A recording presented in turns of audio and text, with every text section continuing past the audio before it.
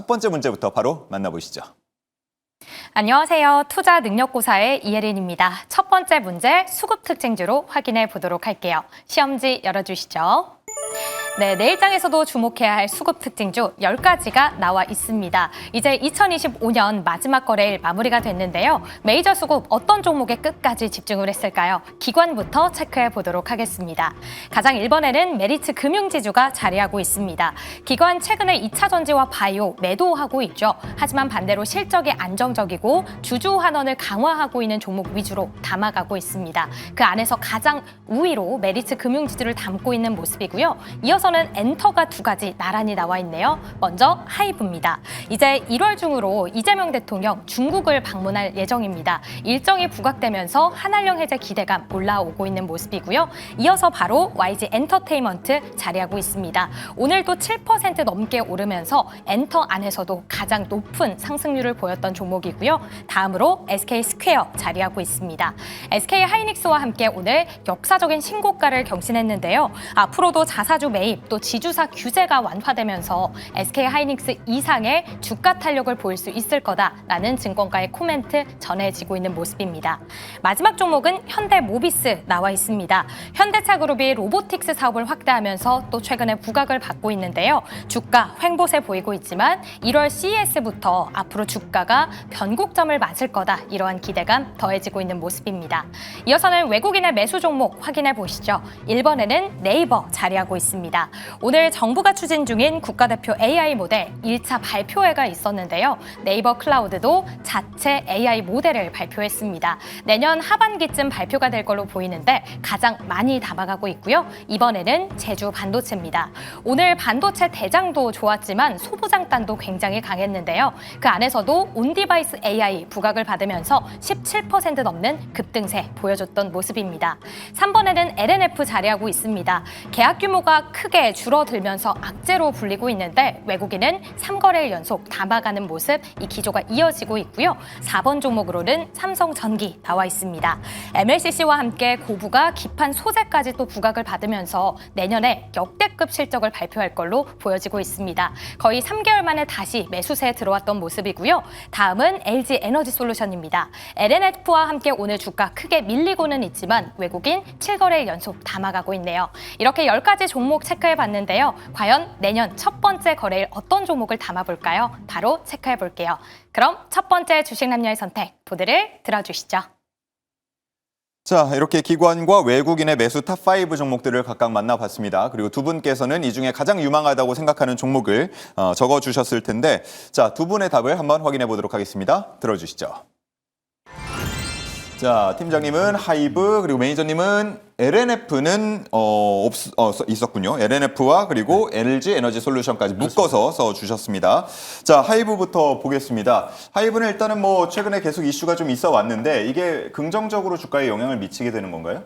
뭐 긍정 이슈인지 부정 이슈인지는 잘 모르겠지만 좀 하이브 같은 경우에는 개별적인 모멘텀도 있고 산업적인 모멘텀도 가지고 있는데 지금 산업적인 부분에서만 보면 지금 엔터주들 같은 경우에 계속 긍정적이지 않을까라는 생각 갖고 있어요. 그동안 중국 쪽에 대한 기대감들, 특히 공연에 대한 기대감들이 에이펙 이후에 계속해서 나왔었는데 또 오늘 속보로 이재명 대통령께서 이제 4일에 중국에 방문을 한다라는 내용들이 나오면서 그러면 결국은 이런 교류에 대한 내용들이 나오면서 앞으로 기대감은 계속해서 커질 수 있지 않을까라는 생각을 갖고 있어요. 사실 중국 쪽을 모멘텀을 보면은 기대는 할 수 있습니다. 왜냐하면 워낙에 파이가 크고 지금 일본 쪽을 좀 배제하는 흐름들로 가다 보니까 우리나라 이제 아티스트들이 수혜를 받을 수 있지 않을까 하는 기대감도 굉장히 큰데 한편으로는 또 그런 생각도 갖고 있어요.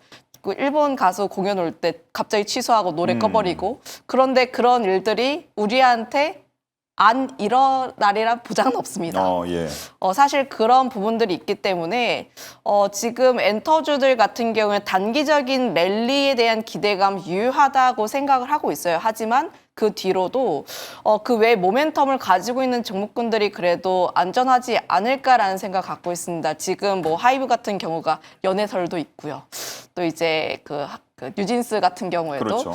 좀 약간의 노이즈가 있긴 한데, 그런데 뉴진스 같은 경우에 지금 불확실성 해소 측면으로 조금씩 나아가고 있고 방향성이 어느 정도 정해진 부분들이 있다 보니까 지금 이 정도면 조금씩 언제부터는 방향성이 정해지겠지라는 불확실성으로 가고 있고, 연해설 같은 경우에는 물론 예. 타격은 있습니다. 아무래도 이제 BM 자체가 좀 그런 부분들이 이제 유사연해 이런 쪽이다 보니까 좀 타격은 있기는 하지만 다만 지금 그들의 팬덤 자체가 이제 너무 글로벌하다라는 점들, 그리고 멤버들 자체가 굉장히 많기 때문에 지금 그들의 완전체 활동을 감안을 하면 그렇게까지 큰 타격은 없지 않을까라는 개인적인 생각을 갖고 있어요. 예. 결국은 하이브를 보게 되었을 때 지금 산업적인 긍정적인 모멘텀에 더해서 BTS 활동에 대한 점들을 봐야 할 필요가 있지 않을까라는 생각 갖고 있는데, 지금 BTS 같은 경우에도 다 제대하고 언제부터 활동을 할 것이다 이미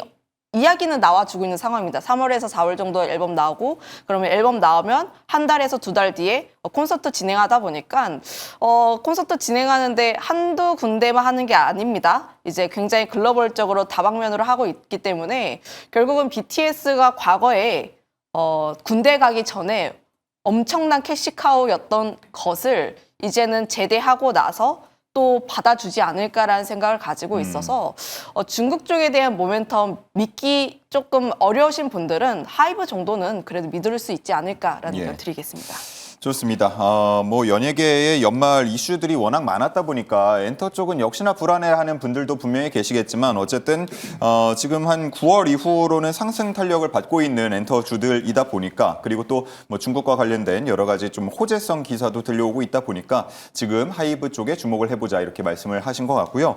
자, 다음은 LNF와 LG 에너지 솔루션을 적어주셨는데, 사실 뭐 주가 위치만 보면 매력적으로 느껴집니다만 최근에 뭐 계약 해지나 이런 소식들 축소 뭐 많이 들려오잖아요. 네. 불안감은 없을까요? 그 사실 여러분들한테 경각심을 좀 심어드리려고 일부러 요거를 선택한 거거든요. 예. 그러니까 여러분들이 많이 궁금해하실 것 같아요. 하이브에 대한 것도 원래 하이브 하려고 했는데 보니까 하이브 쓰시길래 이걸로 바꿨는데, 예. 그러니까 사실은 지금 LG 에너지 솔루션과 LNF, 그러니까 2차 전지 시장에 대한 우려들을 여러분들이 좀 다시 한번 되짚어볼 필요는 있을 것 같아요. 제가 이전에도 항상 이 주식 남녀 시간에 여러분들한테 2차 전지 관련주로 풀어드릴 때 항상 중심으로 말씀드렸던 게, 전기차로 인해서 성장하는 2차 전지 시대는 좀 지났다라는 말씀을 드렸고, 그 시기는 조금 밀릴 수밖에 없다라고 분명히 말씀드렸었어요. 그러다 보니까 지금 제가 말씀드렸던 2차 전지 시장에 대한 전망들이 이제 관련주들한테 본격적으로 주가에 반영이 되는 구간이다라고 보시면 될 것 같은데, 어쨌든 지금 LG 에너지 솔루션 같은 경우에도 믿었던 포드가 전기차 생산에 있어서 속도 조절에 나서다 보니까 타격을 받았죠.